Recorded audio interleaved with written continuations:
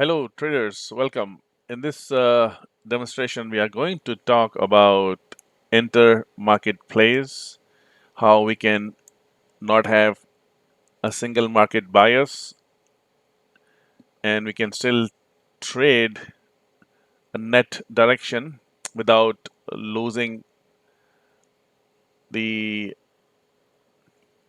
idea which could have been wrong in terms of picking the direction.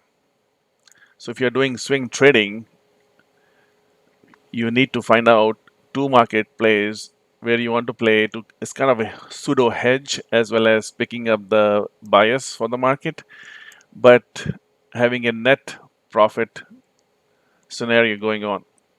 So what I'm going to show you, you can do this with any correlated markets, cyclical markets. For example, when you are in a tech boom phase, when your economy is expanding, the techs are leading. So and when you're moving into a cyclical stocks, when the sector rotation is going on, you're moving out of technology into traditional healthcare and other things. There are five phases of the market. You can detect how the money is rotating in those phases, so you can see how things are going to be. So to demonstrate that, you look on the top, you see there's a QQQ minus SPY.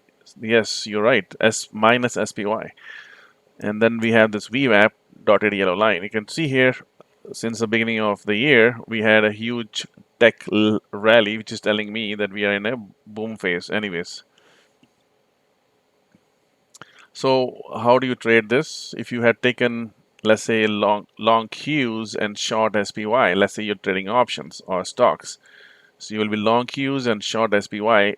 Relatively, you will have, without having to it's like a link trading going on without having to worry too much about putting a loss or stop loss. You have 6 months out contracts. You can see you had a good profitable trade. So that's the whole idea, one market versus the other, and then you can use your own technical indicators. I'm pretty sure everybody has hundreds of them.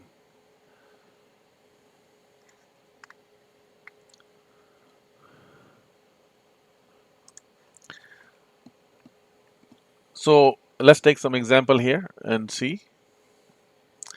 On the bottom we have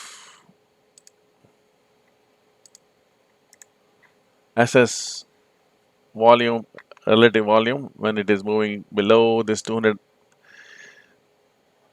MA, you can see the rally continues. If it goes up, it comes down. You can see right now it's in the down phase. It started on 8.3. You can just see that, right? So right now we are still under downward pressure on Qs because I think they are doing rotation. This is the expected volatility range for this weekend. So how do you play this? First, we need to find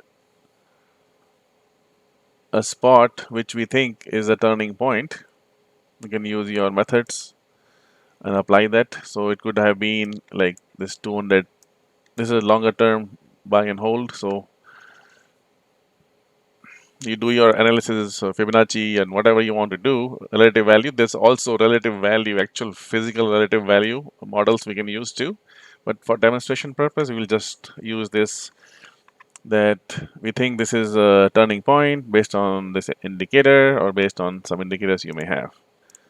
So let's say once we have that situation identified, and let's say it was here 2 days back, the market is going sideways, and you think, okay, this might be a turning point. Volume is on the top of EMA, is going to continue. So even if you are wrong terribly, we'll still not lose too much money. That's the whole idea. It's kind of a hedged, pseudo hedged scenario as well. So what if you're going to take a short here? So what will be shorted and what will be longed? Short will be Qs, long will be SPY. So on this day, you have shorted. On the left side, I have plotted. So on this day, we identified we're going to short Qs, the buy puts, and then we're going to go long the spider. and we're gonna hold it until it goes down here or it goes down to the bands. Okay, so what happens here? Let's see. 275 value, it came down, came down, and came down, and came down. And look at this. So on, let me just draw this.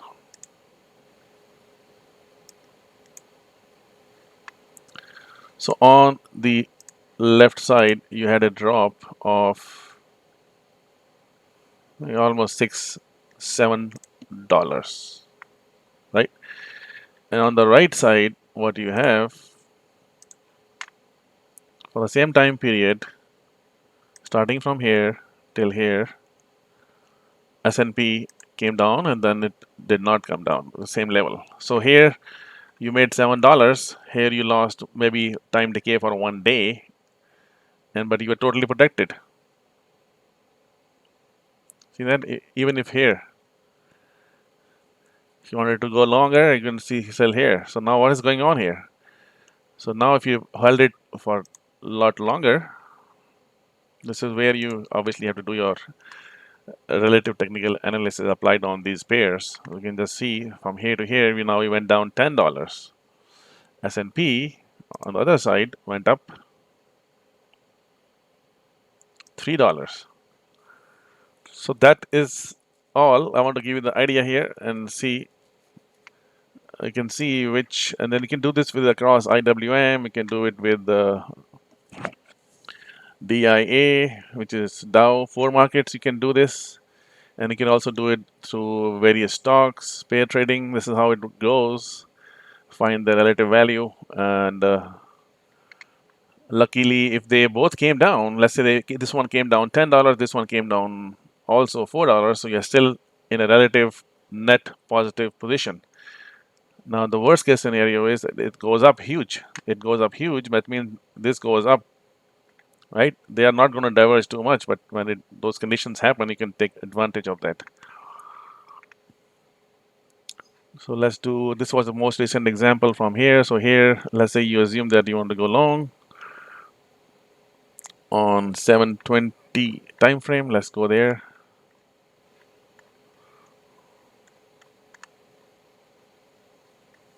And then we'll conclude this video. Okay, so here is opposite example, and we are setting up for that as well. So, but we need this volume to flip. Unless it flips, it'll keep going. So this volume we have should flip.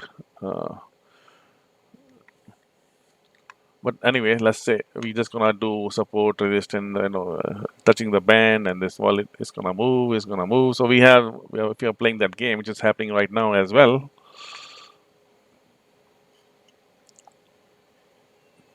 So let's assume that we picked up a spot by some technical analysis or by some means we want to trade this spot.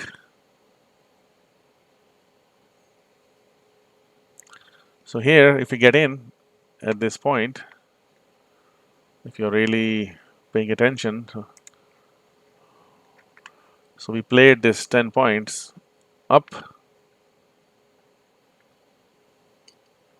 and this guy also we played up. This one went up almost 5. So if you went long Qs and short SPY, what's going to happen here? You're relatively net gainer of $4 to $5 with full protection. That's the game.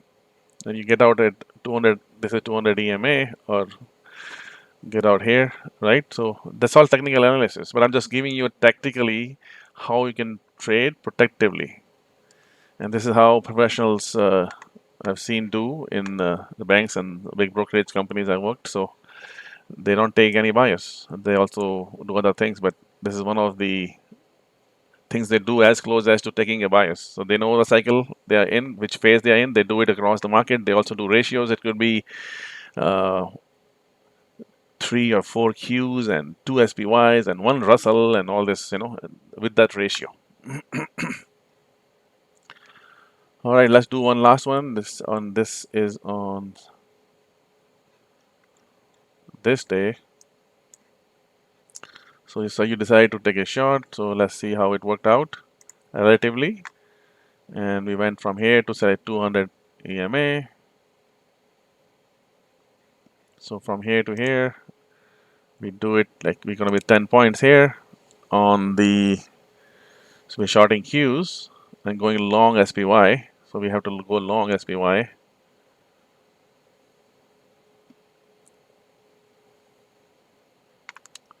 When we short it Q, so we go long here. And there we go. So this is going to be roughly somewhere here, right? So depending on how you're holding it, or let's say you held it little bit longer till here.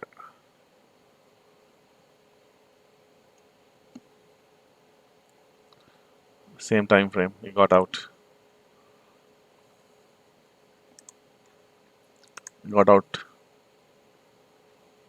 instead of doing it here, there, depending on how you can trade it. So here you lost $3 again, and here you made $13. See then? So this is, I think, very powerful technique. This is how professionals love doing it, and they do it over and over, and they do it across different markets. They have systems, they have intermarket relationships, they know the cycles their market is in, and then they structure the deals like this. This is for deal structuring more than anything else, so you don't get hurt. So if you have 10 contracts and month out, at least a month out, and you can see you will have a relative net win. Thank you.